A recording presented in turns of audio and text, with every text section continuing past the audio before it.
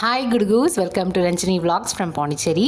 இன்றைக்கி சானுக்கு ஒரு கேக் ரெடி பண்ணோம். ஸோ அதுதான் பார்க்க போகிறோம். ஏன் ரெடி பண்ணோம் அப்படின்னா, நாங்கள் எது சாப்பிட்டாலுமே மம்மம் கேட்குறா. நமக்கு வந்துட்டு நம்ம வயிறு ஒரு குப்பை தொட்டி, நம்ம எதனா போட்டுக்கிறோம். பட் பேபிக்கு வந்து பார்த்து கொடுக்கணும்ல. ஸோ அதனால தான் நம்மளே வீட்டில் ரெடி பண்ணேன். எப்படி பண்ணேன் அப்படின்னா, ஃபஸ்ட்டு ஒரு பேக்கெட் பால் நல்லா காய்ச்சிட்டேன். அதுக்கப்புறம் 10-15 டேட்ஸ் எடுத்துக்கணும். அது வந்து விதையெல்லாம் எடுத்துகிட்டு அந்த ஒரு கிளாஸ் சூட பால் எடுத்து அதில் ஊற்றி 30 மினிட்ஸ்க்கு ஊற வச்சுக்கோங்க. அதுக்கப்புறம் அதை அரைச்சிட்டு அது கூட ஒரு கப் பட்டர் ஆட் பண்ணி ரொம்ப ஜென்டிலாக அதை மிக்ஸ் பண்ணணும். ஒரு 10 மினிட்ஸ்க்கு நல்லா மிக்ஸ் பண்ணிங்கன்னா ஒரு ஸ்டேஜ் வரும். நான் காமிச்சிருக்கேன் அதில். ஸோ அதுக்கப்புறம் அதில் வந்துட்டு நம்ம கோதுமை மாவு ஒரு கப், அதுக்கப்புறம் ராகி மாவு ஒரு கப், பட்டர் எதில் அளந்தோமோ அதிலே அளந்து அதில் கொட்டி அது கூட ஒரு பிஞ்சு உப்பு போட்டு நல்லா மிக்ஸ் கொடுத்துக்கணும் ஜென்டிலாக. அது கண்டிப்பாக ஒரு ஸ்டேஜில் மாதிரி கட்டி ஆகிடும். அப்போ வந்துட்டு ஆறுன காய்ச்சி வச்சு ஆற வச்ச பாலை அதில் ஒரு கிளாஸ் பால் அதை கொஞ்சம் கொஞ்சமாக விட்டு நல்லா மிக்ஸ் பண்ணால் ஒரு பேட்டர் வந்துடும்.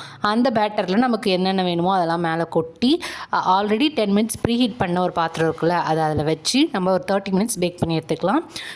அதுக்கு மேலே பண்ணாதீங்க, பண்ணிங்கன்னா ஒரு கசப்பு வந்துடும். ஸோ குச்சால் எடுத்து பாருங்கள், ஒட்டாமல் வந்துச்சுன்னா ஓகே. அண்ட் எனக்கு ப்ராப்பரான பேக்கிங் தெரியாது, நிறைய வீடியோ ரெஃபரன்ஸ் வச்சு தான் இதை பண்ணியிருக்கேன். இதில் கொக்கோ பவுடர், பேக்கிங் சோடா எதுவுமே போடலை. பேபிக்கு ரொம்ப ஹெல்த்தியாக இருக்கும். கண்டிப்பாக ட்ரை பண்ணி பாருங்கள்.